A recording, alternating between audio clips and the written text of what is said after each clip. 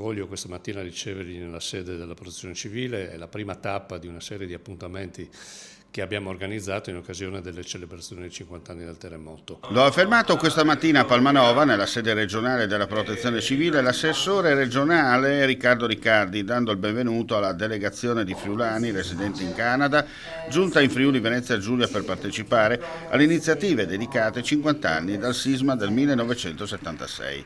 L'esperienza dell'immigrazione friulana e la solidarietà internazionale che si è sviluppata attorno alla ricostruzione rappresentano un capitolo fondamentale della storia di questa terra e delle sue genti. Rendere doveroso omaggio a chi ne è stato protagonista e ai loro eredi, il cui legame con i Friuli è rimasto sempre vivo nel tempo.